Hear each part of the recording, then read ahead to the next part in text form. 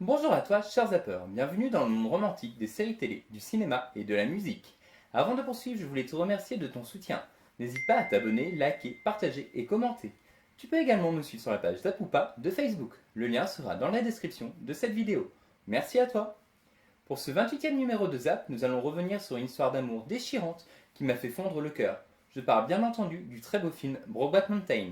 Alors, prépare ta parka bleue, ta canne à pêche et ton pick-up, nous allons voyager au cœur de la montagne.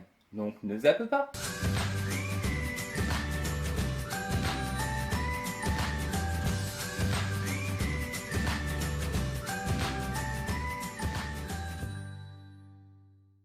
Le secret de Brokeback Mountain est un film dramatique sorti en 2005. Il a été réalisé par Ang Lee, à qui l'on doit deux autres grands films, Tigre et Dragon et l'Odyssée de Pi. Rien que ça. Carte postale à part, numéro 1, avant qu'Ang Lee ne récupère le projet. Pedro Almodovar ou encore Gus Van Sant, le réalisateur de l'excellent Will Hunting, ont un temps été envisagés pour réaliser l'adaptation de Brokeback Mountain. Mais Gus, ayant essuyé les refus de Matt Damon, Brad Pitt, Joaquin Phoenix ou encore Leonardo DiCaprio, a dû jeter l'éponge. Le film est une adaptation de la nouvelle d'Annie Brooks intitulée sobrement Brokeback Mountain. Cette nouvelle est apparue pour la première fois dans l'ouvrage Les Pieds dans la boue. Le tournage de Brokeback Mountain s'est déroulé de mai à août 2004 dans la région des Canadian Rockies, Coquille, Fort Macleod, une ville du Canada, et Calgary, une province du Canada. Le film a coûté 14 millions de dollars et en a rapporté 170 millions, soit 12 fois sa mise. Brokeback rencontrera le succès critique et public et sera multi-récompensé en recevant plusieurs Oscars, BAFTA et même un Lion d'Or. Ces prix le récompenseront en tant que meilleur film, meilleur réalisateur, meilleure musique, meilleure adaptation, meilleur acteur, tout y passera. Carte postale à part, numéro 2, une polémique éclata aux Oscars de 2006 lorsque le film Collision remporta la récompense. D'une part, Jack Nicholson, qui était supporter de Brokeback, a marqué un temps d'arrêt en voyant qu'il allait donner la récompense au film Collision, et d'autre part, le jury de Cannes fut soupçonné d'homophobie. Cet Oscar restera une des récompenses les plus controversées de l'histoire des Oscars. Le film a été censuré notamment en Italie par la chaîne de diffusion Rai Du. Il faudra attendre mars 2009 pour que celle-ci diffuse le film intégralement, mais tard dans la nuit vers 23h40. Le film a également fait monter au créneau d'une part les conservateurs d'Amérique, qui ont mis en place des campagnes de dénigrement du film, et d'autre part la chaîne conservatrice Fox News, qui verra certains de ses chroniqueurs développer l'argument que le film sert les intérêts des lobbies gays. Cela ira même plus loin lorsque John Gibson, présentateur sur la chaîne Fox, dira lors de la mort du regretté Heath Ledger que, ouvrez les guillemets, c'était une tapette avec des problèmes de drogue, fermez les guillemets. Et que lorsque son personnage Dennis disait à Jack, ouvrez les guillemets, j'aimerais pouvoir te quitter, fermez les guillemets, le présentateur commentera, ouvrez les guillemets, eh bien ça y est, il a trouvé comment faire, fermez les guillemets. Les associations, les spectateurs choqués de ces propos, obtiendront des excuses publiques du présentateur ainsi que son licenciement. Alors, de quoi parle Brokeback Mountain? Été 63, au Wyoming, Jack Twist, un cow-boy extraverti confiant dans son charme, et Ennis Delmar, un homme très introverti et renfermé sur lui-même, vont devoir garder un troupeau de moutons à Brokeback Mountain. Durant cet été, les deux hommes vont finir par créer une relation dépassant le cadre professionnel. La transhumance prenant fin, chacun repartira chez lui et se créera une vie de façade sans pour autant oublier l'autre. Côté cast, Jack Twist est interprété par Jack Gyllenhaal. Jack Twist est un personnage assez sûr de lui qui proposera à plusieurs reprises à Ennis de tout quitter pour vivre tous les deux. Jack Twist est marié à Lauryn avec qui il aura un garçon. Jack Twist s'occupe de vendre des machines agricoles et entretient avec sa belle famille une relation tendue puisqu'il est rejeté par cette dernière. Jack Gyllenhaal, son interprète, est très connu pour avoir joué dans Le Jour d'après d'Emmerich, mais aussi pour des films superbes comme Nightcall ou encore Zodiac de Fincher. Son partenaire, Ennis Delmar, est campé par le regretté Heath Ledger. Ennis est un personnage très introverti qui parle très peu. D'ailleurs, il confiera à Jack dans une très belle scène qu'il n'avait pas autant parlé depuis un an. Ennis essaiera de réprimer ses sentiments avant de finir par les accepter. Cependant, jamais il ne trouvera le courage de tout quitter pour vivre avec Jack, se demandant sans cesse ce que les gens diront et vivant toujours dans la crainte de se faire agresser, voire tuer du fait de son orientation sexuelle. Ennis a deux filles, Alma Jr. et Jenny. Heath Ledger, l'acteur jouant Ennis, avait joué dans Casanova, l'imaginarium du docteur Parnassus, et bien entendu dans The Dark Knight où il campait le rôle du Joker, rôle qui selon certains aurait contribué à la mort de Heath. Et oui, Heath nous a quittés en janvier 2008 du fait d'une overdose médicamenteuse. Côté féminin, parlons de Lauryn, la femme de Jack. C'est une femme fascinée par les affaires et l'argent et qui semble n'avoir pas grand-chose à faire de son mariage.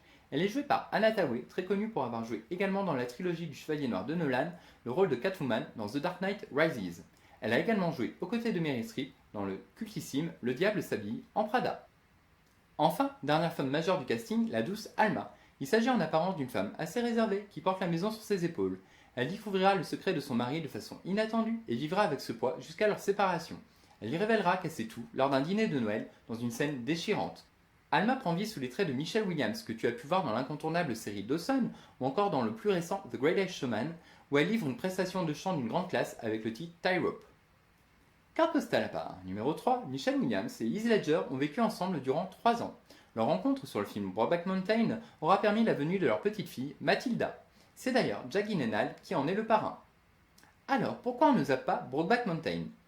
Premier point, son histoire / ses personnages. L'histoire naissante entre les deux hommes est construite avec beaucoup de justesse et de finesse. Les deux héros sont les deux côtés d'une même pièce. Jack symbolise le cœur et la colère, il est convaincu que leur amour peut vivre et ne peut réprimer sa colère devant un tel gâchis, notamment quand il dit à Ennis « Et qu'est-ce qu'on a, Brokeback Mountain ?» Ennis, quant à lui, représente la raison et la résiliation. Il pense que vivre cet amour est dangereux et qu'il vaut mieux vivre caché. La réalisation contribue à cette justesse puisqu'elle est épurée et sans fioriture. L'histoire laisse la place aux émotions, au dialogue, aux plans longs et lents, plutôt qu'à des démonstrations qui tendraient vers le voyeurisme. Dans la mise en scène, rien n'est inutile. Les plans lents, qui s'étirent à perte de vue, comme le décor d'ailleurs, servent l'histoire et montrent que le temps passe sur nos personnages et que petit à petit, leur vie leur échappe. Les scènes montrant le quotidien des deux hommes donnent de l'épaisseur à l'histoire et aux personnages puisqu'elles montrent que leur quotidien est ennuyeux, terne et vide et contraste fortement avec les courts moments de bonheur qu'ils connaissent quand ils se retrouvent à Brokeback.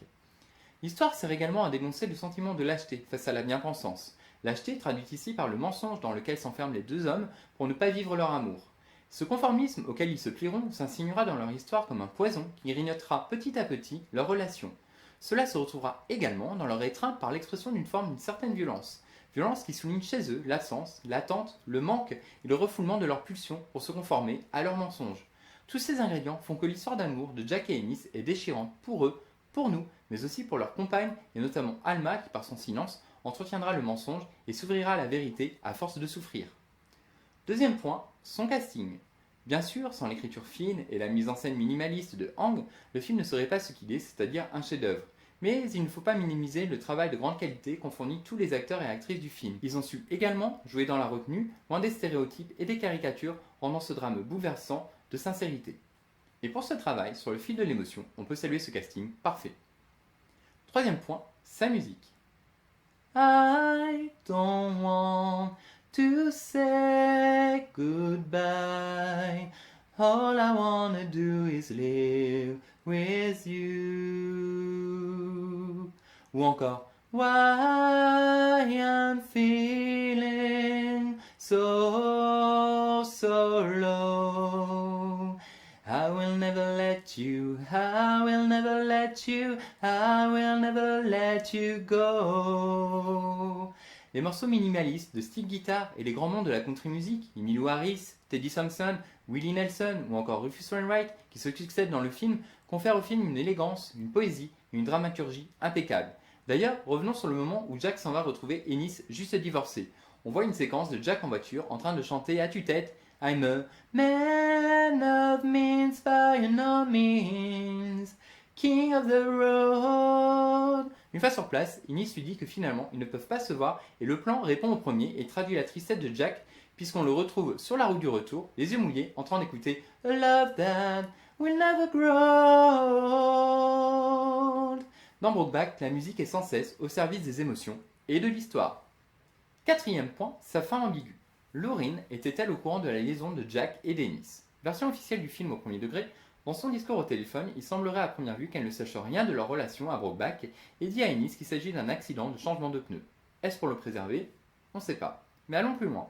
Et si Lauryn était au courant et qu'elle inventait cette histoire de pneus pour ne pas blesser Ennis? Après tout, Ennis et elle aimaient éperdument Jack et tous les deux ont été trompés. Cela trouverait sens quand elle fait référence à Brokeback. En effet, elle parle de ce lieu avec des oiseaux bleus et du whisky qui coule à flot. Allusion sexuelle, c'est probable. Et à la fin de la conversation, elle dit à Ennis qu'il aimerait certainement que son dernier vœu soit exaucé, celui d'avoir ses cendres dispersées à Brokeback. Or, Lauryn dit Jack serait certainement content de voir son dernier vœu exaucé, et elle ajoute Je parle des cendres, bien sûr, faisant référence au vœu de Jack de vivre avec Ennis. Ajoutez à cela l'émotion contenue mais trahie par ses larmes, et on peut quasi affirmer que Lauryn savait depuis longtemps. Et toi, que penses-tu de cette lecture? Dernier point, ces moments cultes. La scène où Jack et Ennis se retrouvent pour la première fois depuis la transhumance Leur retrouvaille est fougueuse et sauvage et on ne peut s'empêcher d'être content pour eux.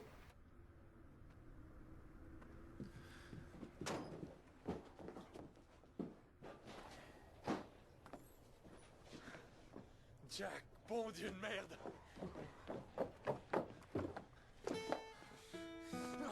Espèce de salaud!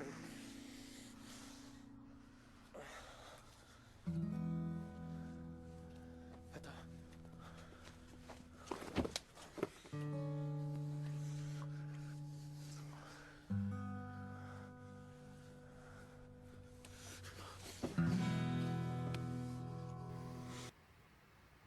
La scène où Alma découvre la vérité. Il s'agit de la suite de la scène de retrouvailles de Jack et Ennis que tu viens juste de voir.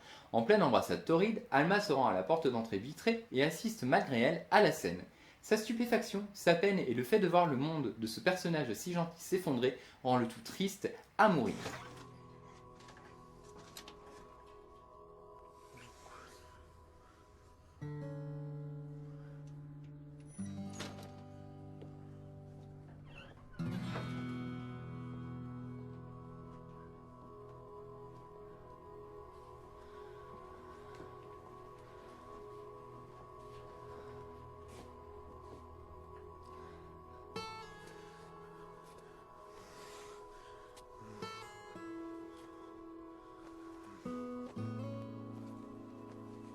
Ça va. Viens.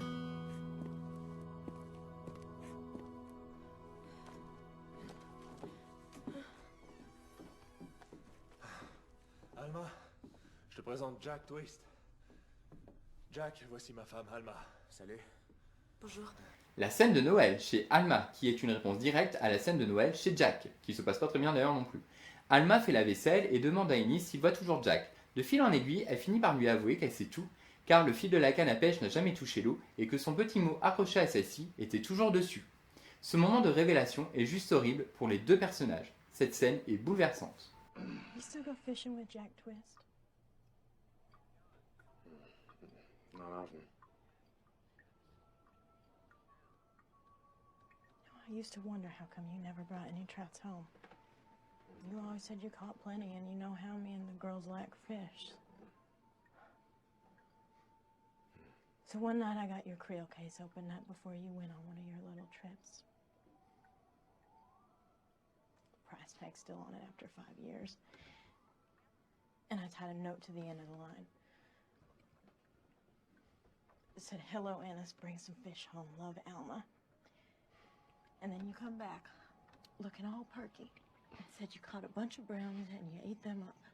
Do you remember? I looked in that case first chance I got, and there was my note still tied there. That line hadn't touched water in its life. It mean nothing, Alma. Don't try and fool me no more, Ennis. I know what it means. Jack Twist.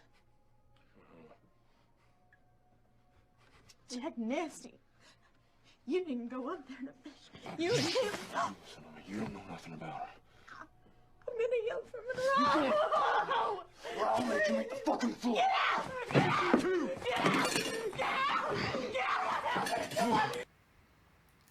Enfin, dernière scène, la scène où Ennis trouve la chemise. Ennis, à la fin de la transhumance, dit avoir perdu sa chemise bleue, couverte de sang. Il découvre à la fin que Jack avait cette chemise dans ses affaires chez ses parents.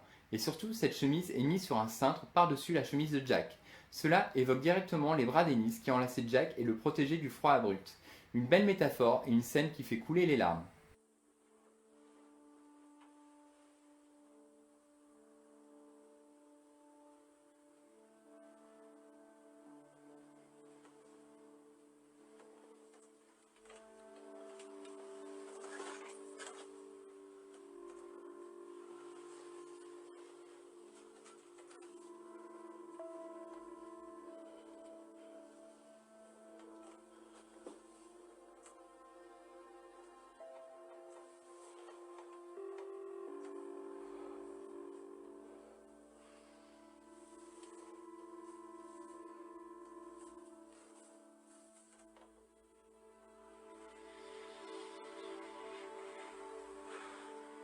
En conclusion, je te conseille fortement de regarder Brokeback Mountain. C'est un film magique dans la retenue qui montre que la bien-pensance et le regard d'autrui peut être néfaste. Ce film est un instant de grâce dans le monde du 7e art, servi par une photographie, une bande-son et un cast 5 étoiles qui te fera fondre. Donc pour tout ça, ne zappe pas Brokeback. Le numéro 28 de Zap touche à sa fin. N'hésite pas à le liker, le commenter et le partager. Tu peux également me suivre sur Facebook afin de ne rien louper de l'actualité ciné-série. En attendant de te retrouver pour un prochain numéro, je te dis à très bientôt. Prends soin de toi. Bye!